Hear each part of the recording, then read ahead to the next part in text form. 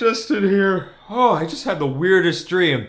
It was like getting caught in a tornado, but instead of wind and debris, it was full of writing tips and talking pencils. Anyway, by this point, we've learned that using figurative language, like hyperbole and personification, is a cool way to make descriptive writing more vivid and fun. But guess what? There's more. Today, we're unlocking 2 other types of figurative language that help create vivid descriptions and bring your writing to the next level: simile and metaphor. And that tornado thing was a simile, by the way, in case you didn't. Yeah.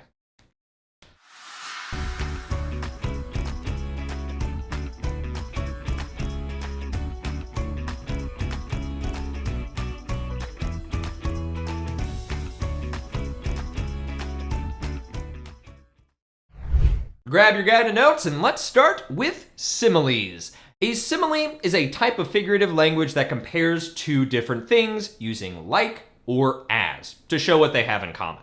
The 2 things being compared have to be really different, though. For example, we could say life is like a roller coaster, or life is as wild as a roller coaster. But do we literally mean life is exactly like a theme park ride? No, those are 2 very different things. So why would we compare them with a simile? Think about it. What makes both life and roller coasters wild? We actually mean that life has ups and downs, unexpected turns, exciting or scary moments, and can be unpredictable. Next up, metaphors. A metaphor is a type of figurative language that describes one thing as something else, which creates an even more powerful connection between 2 different ideas. It's very similar to a simile, but it doesn't use the words like or as. For example, we can take the simile we just looked at and turn it into a metaphor by dropping the like and just saying life is a roller coaster. So, when should you use a simile and when should you use a metaphor in descriptive writing, you ask? Wow, you always have the best questions. Both are great for making creative comparisons, but they leave a slightly different impact on readers. Similes compare 2 things in an obvious way. The words like or as act as a buffer between ideas, keeping them separate while showing how they're alike. Metaphors, like I said, are more powerful. They make readers picture one thing as another, which usually brings strong images or emotions to mind and gets people to imagine things in a way they might have never thought of before. Using creative similes and metaphors makes your writing stand out, especially to contest judges. But whether you're reading or writing them, you need to know what they mean. So to interpret them, I've got 2 steps to help you out. Step 1, identify the 2 things being compared. Sometimes it's easy, like in this simile, my mind is like a maze. We're comparing my mind to a maze. After you know what's being compared, step 2 is to ask yourself, what do they have in common? Well, a maze has twists, turns, multiple paths, and it can definitely be complicated. So this simile suggests that my mind is also complicated and full of different ideas, like I'm trying to find my way through them. Sometimes a metaphor clearly states both things being compared as well, like my mind is a maze, or my mind is a playground, or my mind is a garden. But other times metaphors can be trickier, so don't skip step 1. Like, check out this metaphor. An amazing idea bloomed in my mind.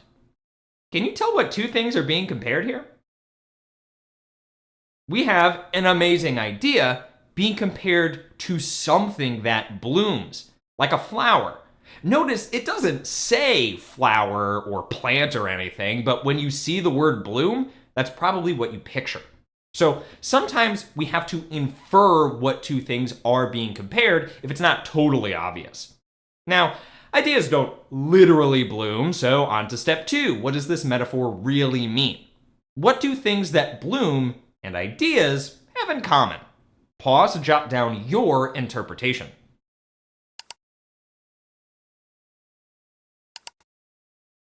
Well, we know a flower starts as a tiny seed and slowly grows, eventually blooming into something bigger, beautiful, and vibrant. So this metaphor makes us think of an idea that started small, but then grew more and more in my mind, becoming exciting and fully formed. Notice how these figurative descriptions engage your imagination? That's the power of a great comparison.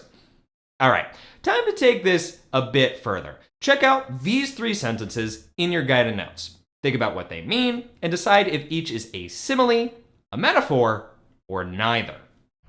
Number 1, this TV show moves like a snail.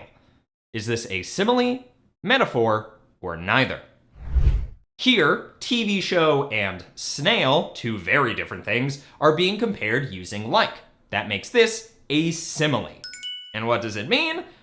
Well, snails move super slowly, so this tells us the TV show also feels like it's dragging on at a slow pace.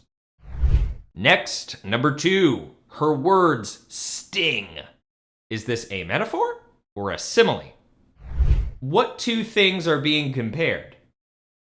We can infer her words are being compared to something that stings. Maybe a bee, a wasp, a jellyfish? Salt on a wound? What did you picture? And since words cannot literally sting, and there is no like or as here, this is a metaphor. It's making a direct comparison. What do you think it means? Ouch! It probably means that whatever she said was hurtful. Last one. The chicken noodle soup was as hot as tea. Is this a metaphor or a simile? Trick question. This one is neither. It compares soup to tea with the word as, but is it really figurative language? Nope. Tea and soup are both hot, drinkable liquids. This would just be read as a literal, accurate description. Now, if we said the soup was as hot as lava, we'd have ourselves a simile because remember, figurative language is not meant to be taken literally. Nice work today. We learned that both metaphors and similes compare 2 totally different things in a creative way. These unexpected connections paint vivid pictures and stir up emotions as readers think about them. Now, it's your turn to use them in your writing. What creative comparisons will you come up with? See you next time! Hey.